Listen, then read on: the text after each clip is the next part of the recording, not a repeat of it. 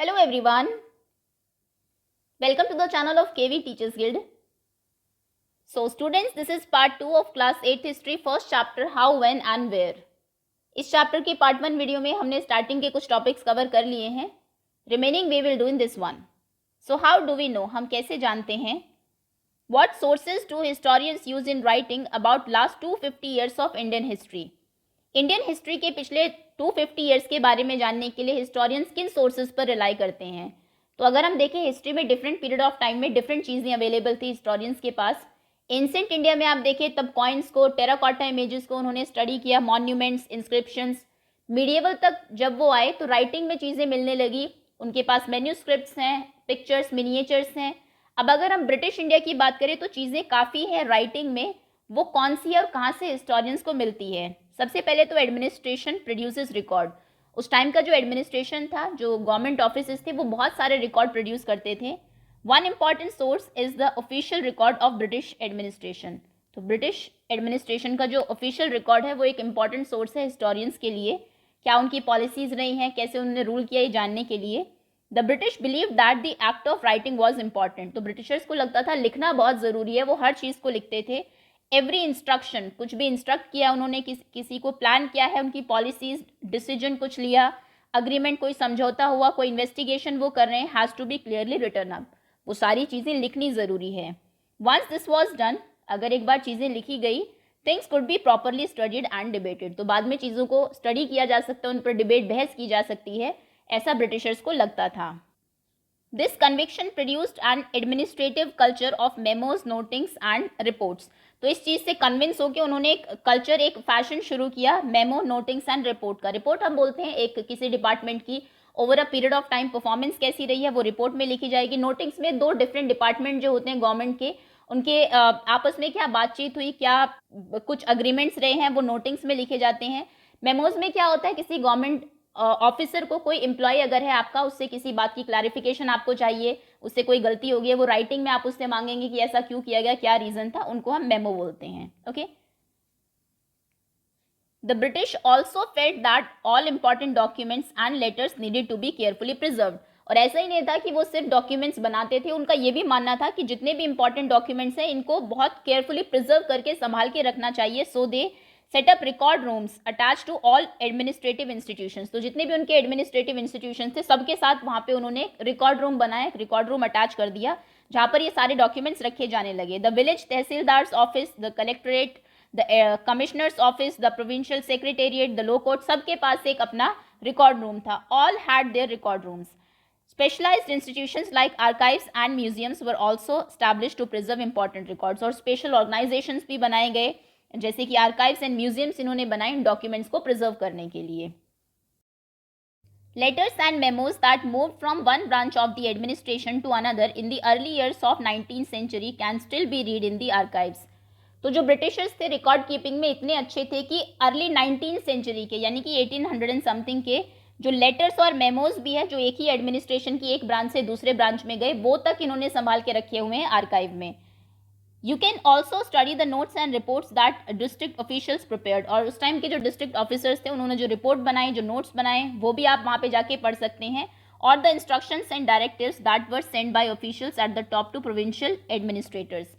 India को उन्होंने different provinces में डिवाइड किया हुआ था ब्रिटिशर्स ने, जैसे कि आजकल स्टेट्स हैं. तो जो टॉप ऑफिसर्स थे, जब उन प्रोविंसेस को एडमिनिस्ट्रेशन के लिए कुछ इंस्ट्रक्शंस या फिर डायरेक्शंस देते थे, उसको भी वो लिख के रिकॉर्ड करके एंड प्रॉपर प्रिजर्व करके रखते थे.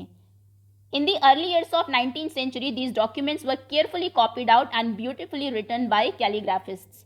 तो कैलीग्राफिस्ट को हायर किया जाता था जो कि सुंदर सुंदर हैंड राइटिंग में उन डॉक्यूमेंट्स को लिखते थे और बहुत केयरफुली उनको कॉपी किया करते थे. कोई ऑफिसर है मान लीजिए, उसकी हैंड राइटिंग उतनी अच्छी नहीं है, तो ऐसे डॉक्यूमेंट को क्या प्रिजर्व करना, तो उसको बाद में कॉपी कराया जाता था स्पेशली रखने के लिए, आर्काइव्स में रखने के लिए. That is by those who specialise in the art of beautiful hand writing, उन्हें हम कैलीग्राफिस्ट बोलते हैं. By the middle of 19th century with the spread of printing, 19th century के मिडिल तक तो प्रिंटिंग आ गई थी फिर. So multiple copies of these records were printed as proceedings of each government departments. तो इनकी फिर multiple copies बनने लगी, एक प्रिजर्व करने के लिए, एक डिफरेंट डिपार्टमेंट्स में भेजने के लिए. अब यहाँ पर आपको एक पिक्चर गिवन है. The national archives of India came up in the 1920s. When new Delhi was built, जब नई दिल्ली बनी, The national museums and national archives were both located close to viceregal palace. Viceregal palace जहाँ पर कि वाइसराइज रहते थे उस टाइम के, उनका जो महल था उनके पास में, उनके बहुत क्लोज नेशनल म्यूजियम्स और नेशनल आर्काइव्स बनवाए गए. This location reflects the importance these institutions had in British imagination. तो ब्रिटिश की इमेजिनेशन में इन आर्काइव्स की, इन म्यूजियम्स की डॉक्यूमेंट को प्रिजर्व करने की कितनी इंपॉर्टेंस थी वो इस बात से पता लगता है कि वाइसराय के पैलेस के पास इन्होंने वो म्यूजियम्स और वो आर्काइव्स बनवाए.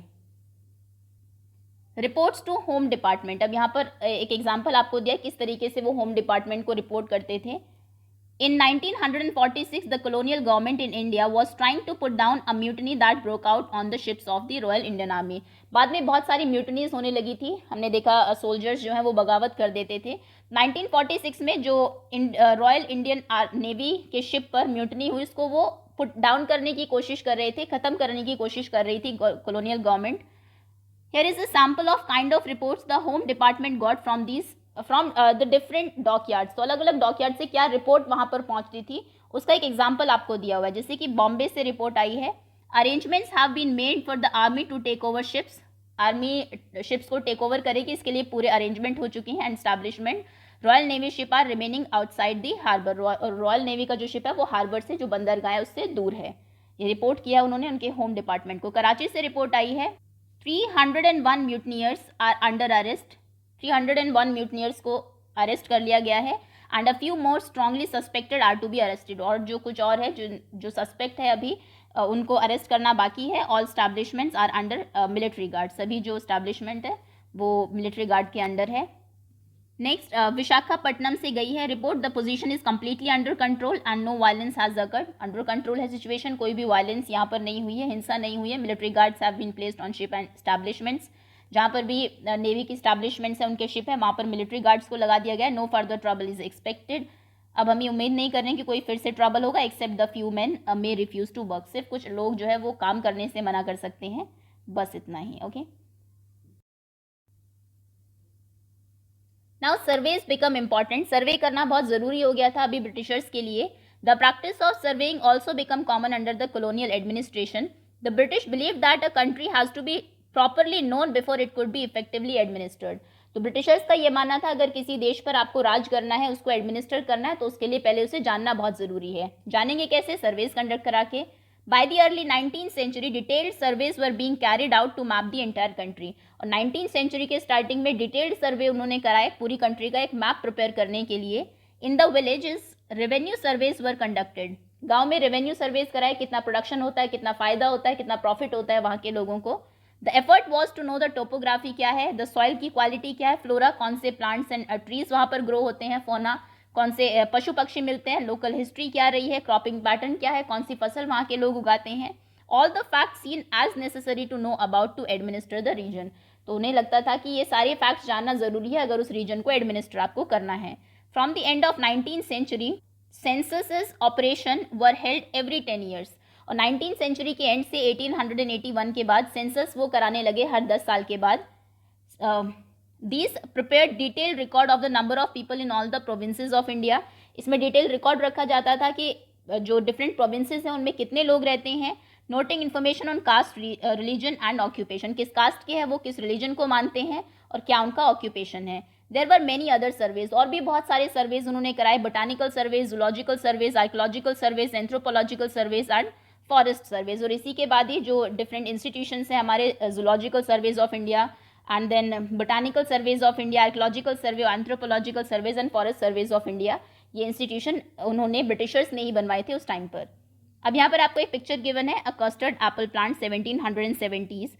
Botanical gardens and natural history museum established by the British collected plant specimen and information about their uses. तो ब्रिटिशर्स क्या करते थे, उन्होंने बोटानिकल गार्डन्स और नेचुरल हिस्ट्री म्यूजियम्स बनवाए जहाँ पर वो डिफरेंट प्लांट्स के सैम्पल स्पेसिमेन रखते थे, उनके बारे में इंफॉर्मेशन होती थी, क्या उनके यूजेस है वो वहाँ पर लिखा होता था. लोकल आर्टिस्ट को बुलाया जाता था उनकी पिक्चर्स ड्रॉ करने के लिए. अब हिस्टोरियंस जो है are looking at the way such information was gathered. अब ये सभी जो चीज़ें हैं हिस्टोरियंस यूज़ करते हैं ये देखने के लिए कि इन्फॉर्मेशन कैसे गैदर की गई और क्या उस टाइम के कॉलोनिज्म का क्या नेचर था. What official records do not tell. अब क्या वो चीज़ें हैं जो इन ऑफिशियल रिकॉर्ड से हमें जानने को नहीं मिलती है.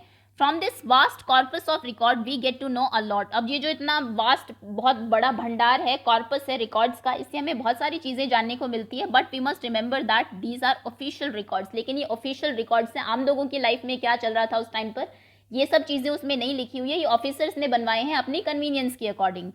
दे tell us what the officials thought, ये हमें बताते हैं कि ऑफिशियल्स क्या सोचते थे, what they were interested in, किन चीज़ों में वो इंटरेस्टेड थे, and what they wish to preserve for posterity, और क्या वो पोस्टेरिटी के लिए अपनी फ्यूचर जनरेशन के लिए प्रिजर्व करके रखना चाह रहे थे।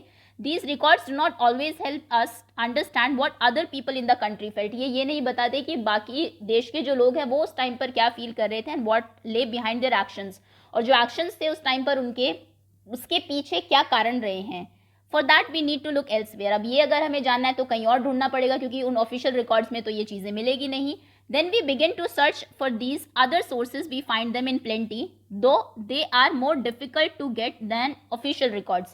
तो और बाकी जो सोर्सेज है वो भी बहुत सारे हैं हमारे पास, लेकिन उनको ढूंढना थोड़ा सा मुश्किल है, क्योंकि ऑफिशियल रिकॉर्ड्स तो म्यूजियम्स एंड आर्काइव्स में उन्होंने रखे हुए हैं। इनके लिए हमें क्या करना पड़ेगा, we have diaries of people, लोगों की डायरीज हैं उस टाइम की, अकाउंट्स ऑफ पिलग्रिम्स, जो लोग यहाँ पर तीर्थ यात्राओं पर आए थे उनके अकाउंट्स हैं जो उन्होंने वापस अपने देश में जाके लिखा यहाँ के बारे में, एंड ट्रैवलर्स, ऑटोबायोग्राफीज है लोगों की जो इंपॉर्टेंट पर्सनालिटीज़ रही हैं, पॉपुलर बुकलेट्स हैं that were sold in the local bazaars. As printing spread, क्योंकि हमने देखा मिड 19th सेंचुरी तक प्रिंटिंग जो है वो काफ़ी फेमस हो गई थी, फैल गई थी, न्यूज़पेपर्स पब्लिश होने स्टार्ट हो गए थे, issues were debated in public, जो आम लोग हैं वो भी डिफरेंट इश्यूज़ पर डिबेट करने लगी थी, बहस करने लगी थी। Leaders and reformers wrote to spread these ideas, और जो हमारे लीडर्स थे, रिफॉर्मर्स थे, वो भी अपने आइडियाज़ को लिखने लगे थे। Poets and novelist wrote to express their feelings, poets भी थे उस टाइम के, बहुत सारे नॉवलिस्ट भी है जिन्होंने नॉवल लिखे अपने आइडियाज़ को स्प्रेड करने के लिए। All these sources however were produced by those who were literate, अब ये भी जो सोर्सेज है, diaries, newspapers and everything, autobiographies, ये भी उन्होंने लिखे जो लिटरेट थे, पढ़े लिखे थे उस टाइम पर। From this we will not be able to understand how history was experienced and lived by the tribal and peasants, इससे हमें ये नहीं पता लगता कि जो उस टाइम के ट्राइबल्स थे, ट्राइब्स थी जो जंगलों में रहते थे लोग, जो पीजेंट्स थे, किसान थे, पढ़े लिखे नहीं थे, लिख नहीं पाते थे अपनी चीज़ों को, उन्होंने किस तरीके से हिस्ट्री को एक्सपीरियंस किया है। वर्कर्स जो थे, माइंस में जो काम करते थे, स्ट्रीट पर जो पुअर पीपल थे, getting to know their lifes is a more difficult task, उनकी हिस्ट्री के बारे में जानना, उनकी लाइफ कैसी रही, ये एक मुश्किल काम है। Yes this can be done, लेकिन ये हो सकता है if we make a little bit of effort, लेकिन इसके लिए थोड़ा सा एफर्ट करना होगा। When you read this book, जब आप इस बुक को पढ़ेंगे, you will see how this can be done, तो आपको पता लगेगा कि ये कैसे किया गया। अभी ये कुछ पिक्चर गिवन है आपकी बुक में, mapping and survey operation in progress in Bengal, Bengal में ये मैपिंग और सर्वे का काम चल रहा है। ड्राइंग है जो कि जेम्स प्रिंसिप ने बनाई है 1832 में, और ध्यान दीजिए कि जितने भी इंस्ट्रूमेंट्स हैं दैट वर यूज्ड इन सर्वे, जो सर्वे में यूज़ किए गए हैं, are placed in the foreground, वो बिल्कुल सामने ही रखे गए हैं, ये एम्फेसाइज कराने के लिए कि ये जो प्रोजेक्ट है ये कितना साइंटिफिक है नेचर में। इनफैक्ट ये जो टावर है इसके ऊपर से भी लोग सर्वे कर रहे हैं यहाँ पर। ओके, एक और पिक्चर है द रेबल्स ऑफ 1857, 1857 में लोगों ने रिवोल्ट किया था, जिसका ये इम्पैक्ट हुआ कि ईस्ट इंडिया कंपनी का जो रूल था इंडिया में वो खत्म हुआ और फाइनली ब्रिटिश राज शुरू हुआ। तो ये जो ड्राइंग है, images need to be carefully studied for they project the view point of those who create them, तो ये जो इमेजेस हैं इनको बहुत केयरफुली स्टडी करना चाहिए, इनसे पता लगता है कि जो इन्हें बनाने वाला है उसका क्या नज़रिया है, क्या उसका व्यू पॉइंट है। This image can be found in several illustrated books produced by British after the 1857 rebellion, 1857 revolt के बाद ब्रिटिशर्स ने कई सारी बुक्स में इसको ये जो इमेज है इसको प्रोड्यूस किया। The caption at the bottom से, और इसके नीचे कैप्शन लिखा गया था, म्यूटनियस सिपाही शेयर द लूट, कि ये जो म्यूटनी के सिपाही जो थे ये लूट के सामान को शेयर कर रहे थे यहाँ पर। In British representation the rebel appears as greedy, vicious and brutal, British जिस तरीके से रिप्रेजेंट करते थे इन रेबेलियंस को, वो इन्हें ग्रीडी, लालची और विशियस, बहुत कनिंग, मिस्चीवियस, दुष्ट, ब्रूटल, एक तरीके से क्रूअल मानते थे। You will read about the rebellion in chapter 5 में, हम इसके बारे में डिटेल में पढ़ेंगे। Not fit for human consumption, इंसानों के खाने के लिए के लायक ये नहीं है। Newspapers provide accounts of the moments in different parts of the country, newspapers में different parts of the country में क्या मोमेंट में जो आंदोलन उस टाइम पर होते थे, क्या चल रहा है वो बताया जाता था। यहाँ पर एक रिपोर्ट आपको दी हुई है of a police strike in 1946 में। More than 2,000 policemen in Delhi refused to take their food on Thursday morning as a protest against their low salaries and the bad quality of food supplied to them from the police line kitchen. तो 2,000 से ज़्यादा policeman ने दिल्ली के मना कर दिया कि वो खाना नहीं खाएंगे. थर्सडे की ये बात है, थर्सडे मॉर्निंग की. और ये प्रोटेस्ट किस लिए था? क्योंकि उनकी सैलरी एक तो बहुत कम थी और दूसरा जो उन्हें खाना दिया जाता था वो ख़राब क्वालिटी का था. As the news spread to other police station, जब ये खबर दूसरे पुलिस स्टेशन में फैली, the man there also refuse to take food. वहाँ पे भी जो पुलिसमैन थे उन्होंने खाना खाने से मना कर दिया. One of the striker said, उनमें से एक स्ट्राइकर ने कहा, the food supplied to us from the police line kitchen is not fit for human consumption. कि जो खाना हमें वहाँ से दिया जाता है वो ह्यूमन कंजम्पशन के लिए फिट नहीं है, इंसानों के खाने के लायक नहीं है. Even cattle would not eat the chapatis and dal which we have to eat. यहाँ तक कि जो जानवर है वो भी उन चपाती और दाल को नहीं खाएंगे जो कि हम खा रहे हैं. हिंदुस्तान टाइम्स में ये एक न्यूज़ छपी थी on 22 of March 1946. Okay, so that's all students. ये था आपका चैप्टर नंबर 1 यहाँ पर फिनिश होता है. होपफुली चैप्टर आपको क्लियर होगा. क्वेश्चन आंसर्स हम लोग जल्दी ही शुरू करेंगे.